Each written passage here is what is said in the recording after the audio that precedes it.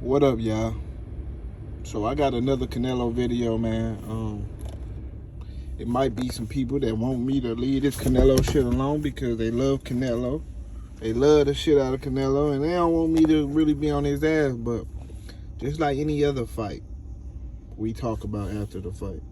You know, this shit don't end one day after the fight. No, man, we gotta keep getting. There's plenty of things I noticed during that Canelo fight, Canelo and Bivol. So this is one of the biggest things that ain't nobody talking about. Canelo Alverez is comfortable, bro.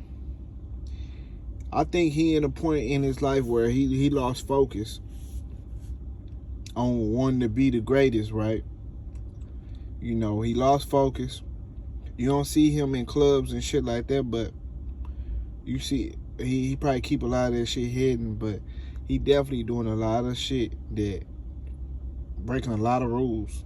You know, fighter lifestyle rules that y'all like to say. Y'all love to point out shit that the black fighters doing. You know, saying Earl Spence in the club or Earl Spence doing this and doing that. He was riding in a Ferrari. Now we got Canelo riding in a Bugatti. So what about him? Nigga, he ain't making weight no more. So he want to come in at 175 and shit because he too lazy to make the weight. He don't even want to get in shape to make the weight. You can tell. He don't want to make the weight no more. So he said, fuck it. We can do it at 175 and hopefully all them niggas lay down for me. The rig is in.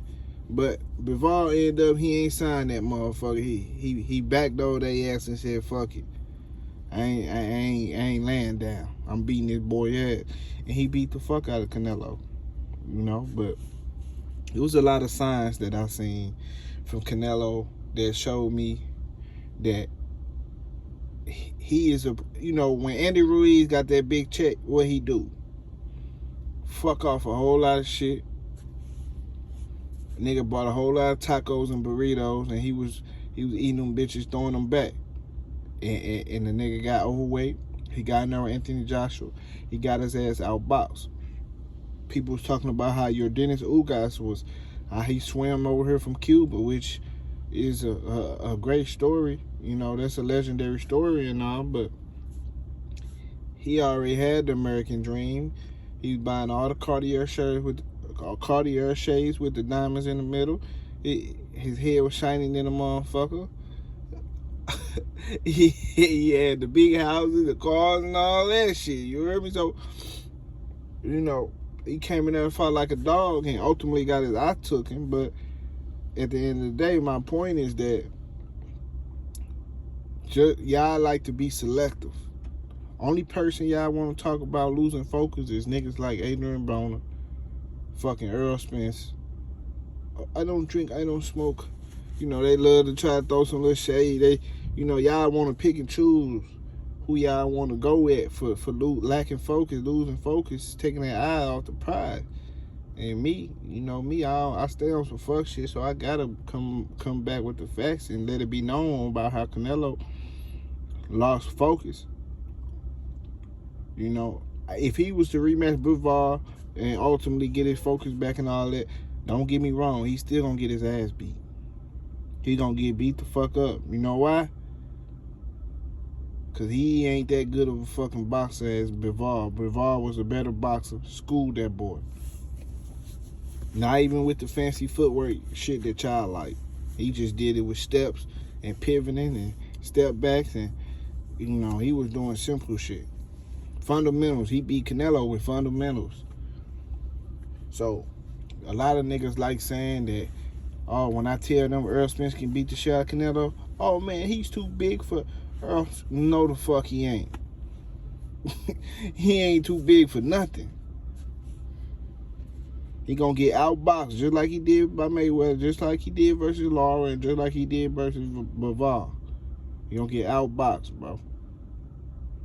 Seeing the frustrating all on that man's face. When do you ever see a fighter coming to other people's fights and shit when they got a fight coming up?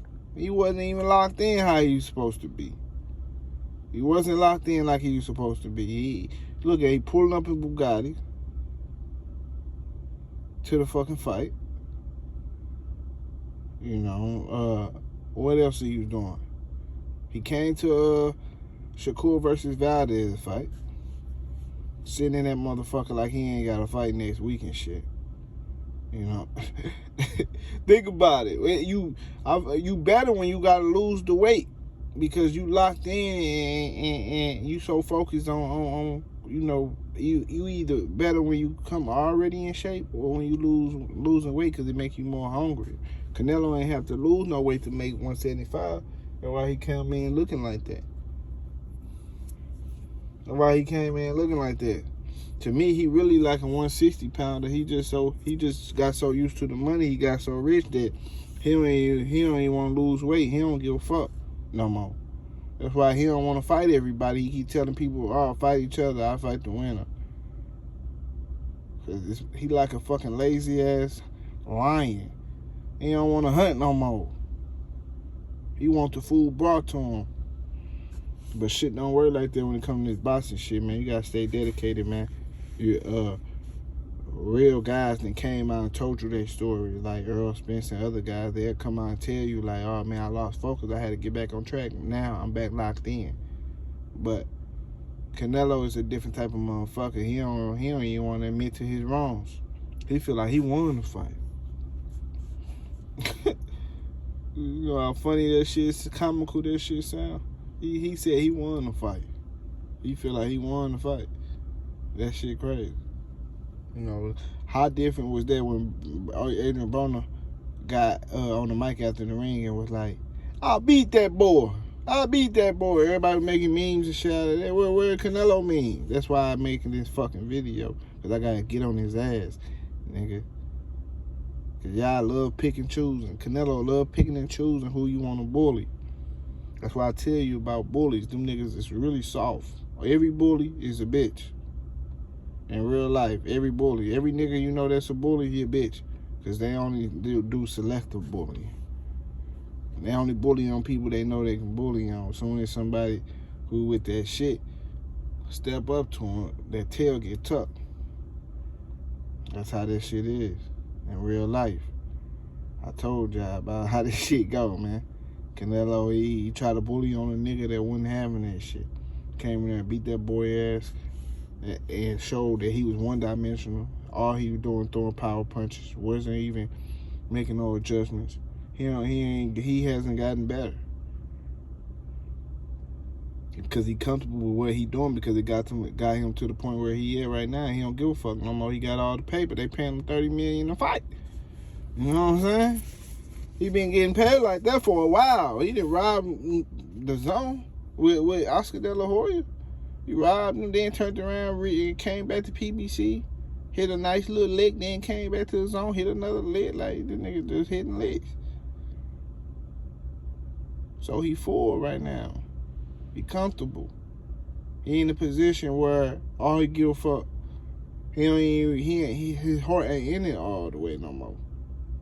That's why I'm calling right now. When he go back down to 168 or 160, and he get in there with the right guys, he gonna get his ass beat again. I promise you. I bet any money on it. It's gonna be the same result. You know, Canelo was never the best. He just had a nice machine around him. He had a media machine. And he had it built in for him. You know, he a good fighter and all, but the best, to say he better than everybody in every division, 147, 154, 160, and 168, fuck no. He won't even fight the best in nobody's division. He just jump in whatever division he want to and just pick somebody, basically. So, the point of this video, I had to make this video, you know, we got the video on the Bugatti. Because I'm trying to make a point to get y'all to understand. He lost focus. You know, he wasn't going to beat that nigga in no way. So don't get what I'm saying, Mr. Screw. He wasn't going to beat Dimitri Bivol no matter what. But what I'm saying is, we ain't got to wait for a motherfucker to fly out the Bugatti window to say he ain't on point no more. I'm just keeping it 100, man. Them checks got to his ass just because Canelo, they don't want to say it, but I'm saying it. Them checks got to him, man. Shit. It is what it is, man. Y'all hit that like button, subscribe to the channel. You ain't subscribed already, man. Just listen to me and hear me out. Pay attention to the signs. It's too many red flags. You come to the fight, that one red flag, like the week before your shit. Fighters don't supposed to do shit like that. You came in not in shape. That's 2 red flags. You pulling up Bugattis and shit like that. That's 3 red flags. You don't want to fight the best competition. You don't want to lose no weight. You jumping up, trying to act like you trying to be great when really you just thought you had a cherry and picked a tomato. You done picked the wrong motherfucking veggie, nigga. So I'm just saying. You know, he tried to pick a fruit and he ended up picking a veggie. You know, he like that meat, so he ain't trying to eat no fucking veggie. He like that meat. He like them steaks and shit like that. And he didn't think he was gonna pick a tomato. He was trying to pick a cherry. But it is what it is, man. I'm out, y'all. Deuces.